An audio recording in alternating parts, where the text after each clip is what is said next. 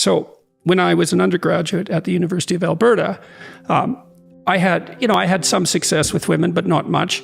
And then I went to McGill and I was a graduate student, and nothing changed really in the couple of months between when I was a, senior undergraduate in Alberta and when I was a low-level graduate student in Montreal. But how attracted women were to me changed a lot.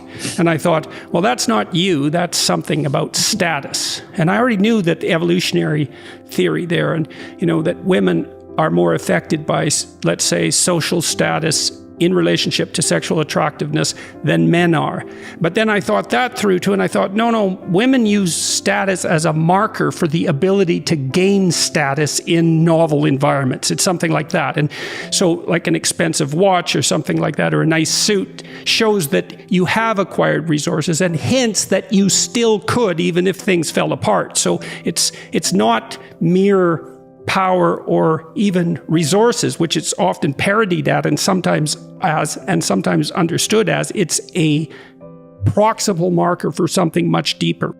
So like if you look at human social hierarchies, and this is true across the animal kingdom, and then you rank order individuals in terms of their relative status, even in relatively non-social creatures that have to occupy the same territory, those that have the best local niches have offspring that are much more likely to survive. They have much lower mortality rates. And then there's something else too that psychologists have figured out that I think is right, that has a biological underpinning, which is that your serotonin system is more effective at modulating your negative emotion given a certain level of stress the higher you are up in the social hierarchy, because you're actually safer.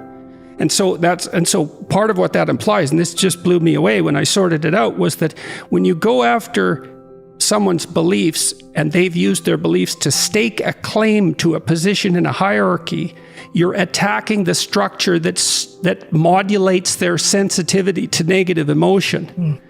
And if you're hypersensitive to negative emotion, you hyper prepare physiologically so much that you die way earlier. So this isn't trivial. And it isn't like the terror management theorists think that, your beliefs somehow regulate your anxiety directly. It's no, you have a set of beliefs that gives you a stake to a claim in a status hierarchy. And so that's what we do as professors, right? We say, well, look, we have this knowledge, and that's why we get this niche. Well, then I attack the validity of your knowledge, then I make you out to be one of those fly-in bowerbirds that just ripped off the status hierarchy. And then that interferes with your emotional regulation. That's that's worth thinking about for about 10 years, that.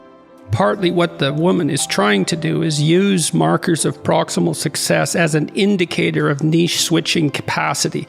Now, they're inadequate markers, and that's partly why they can be criticized, they're no more accurate than the claim that just because you're rich, you're good. But status is not exactly wealth, although wealth is a proxy for status. Status is more subtle. But symbols of wealth are pretty good instantaneous proxies for status. They're subject to all sorts of flaws and they're not sufficient, but you have to screen most people out, so you need simple markers to begin with. So imagine that there's a type of male who tends to win dominance hierarchy contests and to merge at the top. Well, that's the case. That is the case, and that's why you're the way you are. And so what's happened among human beings, this is so cool, is that human females are choosy maters. So about twice as many men fail in their reproductive efforts as females fail. Okay, but the men who succeed are more successful. So women are on average more successful, and men are on average more failures and more successful. And I'm talking strictly about reproduction here, although it generalizes to other areas, but I'm talking about reproduction. So how does it work exactly? Well, the women have a real problem with mate selection. It's like, who the hell are you going to have as a mate? And it's too complex to work out. So women in their genius don't. They let the men compete and then they peel from the top, acting out the assumption that the man who wins is the best man. And it's a good assumption, because if you have a bunch of men competing, especially if they're competing across competitions, and someone pops up at the top, you can think, well, they may not be worth much, but they're better than anyone else at whatever it is that they're doing. And that makes men at the top of dominance hierarchies very attractive to women. And then the women accelerate that, so you can imagine they're more likely to reproduce. And so what happens is that the proclivity to emerge at the top of the set of dominance hierarchies becomes inbuilt into the biology across time. And the women exaggerate that by differentially allowing the men to reproduce. And that's also why they're Mother Nature. They really are Mother Nature. It's not just a metaphor. And so then the representation and the biology start to tangle together. And that's like, well, that's the difference between a meme and an archetype. Right? A meme is this idea that propagates itself, but an archetype is an idea that has propagated itself across such a massive span of time that it's actually shaped the course of evolution itself. And men, I can tell you already how this, it isn't necessarily that you even have to compete with other men in order to see who wins. As soon as you admire someone, and that'll happen unconsciously, you won't be able to stop yourself. You've already elevated them in the dominance hierarchy contest. The act of admiration is your recognition that you've met someone who's better at whatever it is that happens to be driving your admiration than you are. And that's partly the manifestation of just the idea as the what would you say, as the representation of the ideal. And kids do that all the time. They hero worship other kids. Usually, like a 4-year-old will latch onto some 6-year-old who will just follow, or she'll follow everywhere and do exactly what they do. And it's like, well, why? Well, because that person represents to that child their next ideal, their conceptualization of the place forward.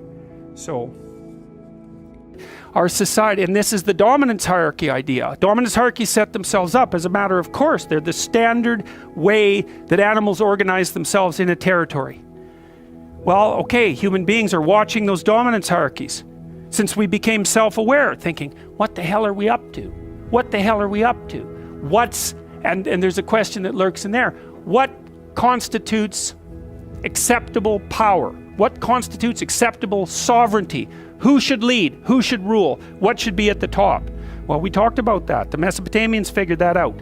Speech and vision, that's Marduk. Speech, vision, and the willingness to confront the terrible unknown. That's what should rule. Well, is that an arbitrary idea, or is that a great idea? How could it be any other way? Well, so then you might say, well, what would you want to be king? You could say king of the world or king of your own soul. What do you want to subordinate yourself to?